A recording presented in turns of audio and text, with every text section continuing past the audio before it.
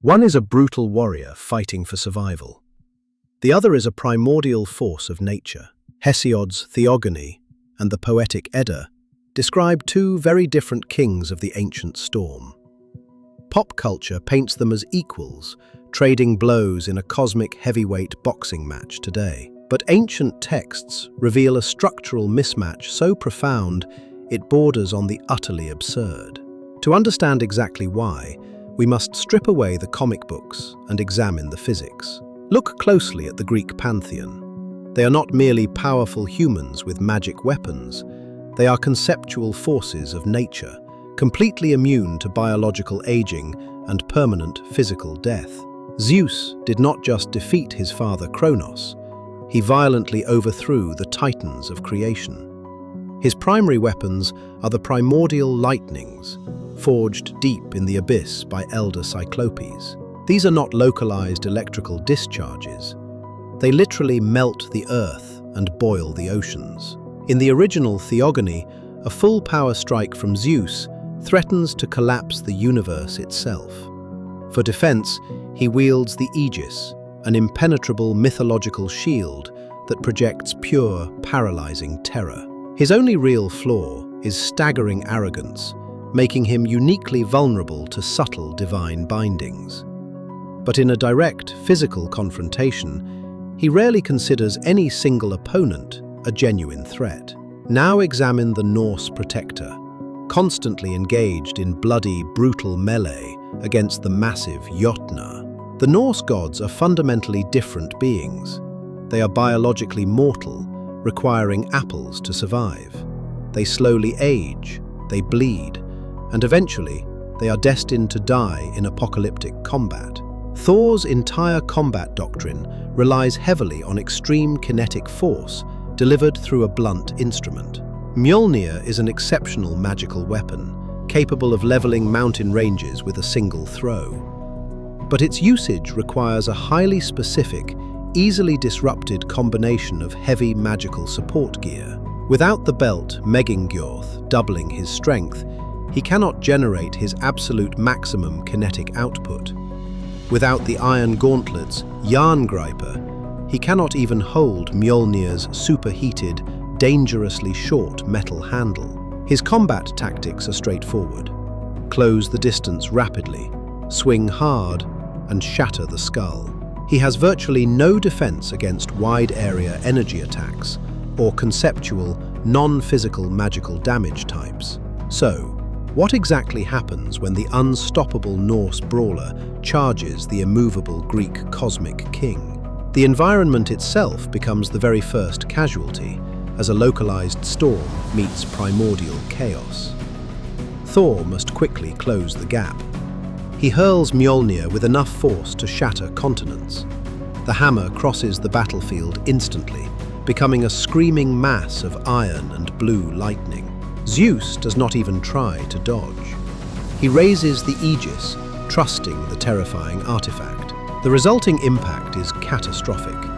A shockwave of displaced air and sparks annihilates the surroundings. Mjolnir violently ricochets off the bronze shield. The kinetic energy is completely absorbed and deflected. Thor catches the returning weapon, his heavy iron gauntlets smoking from the intense friction heat. He drops into a low combat stance, preparing to charge through the resulting dust cloud. But Zeus is already responding, drawing upon the primordial power forged in deep, dark Tartarus. He hurls a bolt of pure, white-hot plasma, not aiming directly for Thor, but downward. The ground beneath the Norse god instantly liquefies, turning solid rock into boiling, molten slag. Thor leaps from the melting earth, bringing his heavy hammer down in a crushing arc. Zeus intercepts the brutal strike with a backhand swing of a newly manifested lightning spear. The legendary weapons lock together. Iron meets plasma. The sheer heat begins to warp reality. Thor pushes forward relentlessly, his belt of strength glowing brightly as he forces Zeus backward. Zeus simply smiles. This is the pure arrogance of a being who never knew mortality. He releases the weapon lock and steps aside, letting Thor's heavy momentum carry him forward. In that fraction of a second, Zeus unleashes a point-blank energy blast into Thor's chest. The Norse god is violently thrown backward, his chainmail glowing red-hot from the thermal shock. He crashes hard into a jagged rock formation, shattering the solid stone with sheer mass. Thor struggles to rise again. His biological body is failing under the extreme thermal stress. The heavy iron gauntlets, already hot from Mjolnir, are now severely searing his mortal flesh. Zeus slowly ascends, hovering above the battlefield, eyes glowing with the merciless light of creation. He summons a massive volley of bolts, turning the dark sky into a blinding canopy. Thor raises his hammer high, attempting to absorb or deflect the incoming barrage of energy.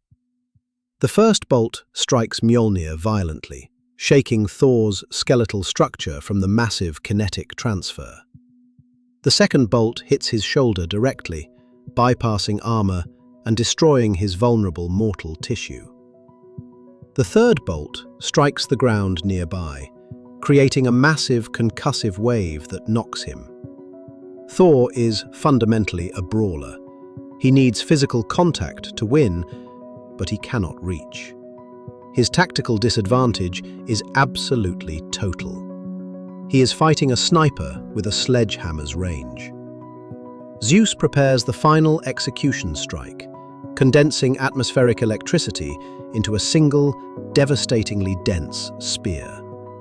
Thor roars loudly, throwing Mjolnir one last time in a desperate, all-or-nothing final kinetic bid. The hammer and the lightning spear collide in mid-air, creating a blinding, completely silent flash. The frozen moment finally breaks. The primordial energy completely overwhelms the localized Norse storm magic. The bolt pierces the massive shockwave, striking Thor dead center with the force of stars. The shattered battlefield falls silent, save for the crackle of residual energy melting the bedrock. The final verdict is mathematically undeniable, deeply rooted in the fundamental rules of their mythologies. Thor is just a biological entity. He can be poisoned, he can age, he dies. Zeus is a pure conceptual entity. You can chop him into pieces, but he survives. Mjolnir's destructive capacity is strictly planetary. It breaks mountains and crushes giant biological enemy skulls. The Master Bolt's destructive capacity is truly cosmic. It threatens the structural integrity of reality. Furthermore, Thor's absolute reliance on physical gear makes him highly susceptible to tactical combat disarming. If the heat of plasma melts his iron gauntlets, he literally cannot hold Mjolnir anymore. Without the legendary hammer, he is just a very strong, very angry, highly flammable mortal. Zeus dictates the engagement range, controls the environment, and possesses vastly superior raw energy output. It is not a fair battle of equals. It is a man fighting a hurricane. The Norse defender ultimately falls, not from lack of courage, but from a biological limitation. The Greek king proudly remains, an immortal force of nature standing over a shattered landscape. Ancient mythology is rarely fair. It perfectly reflects the harsh realities of the cultures involved. The Greeks feared the untouchable cosmos. The Norse feared the brutal, inevitable end of everything. In this specific clash of ancient physics, the untouchable cosmos effortlessly incinerates the inevitable end.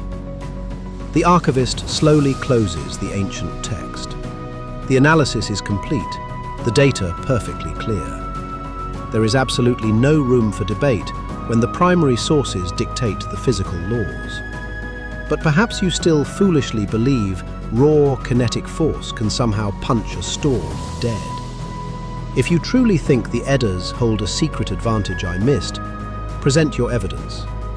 Until then, suggest the next legendary historical matchup in the comments below. if you dare.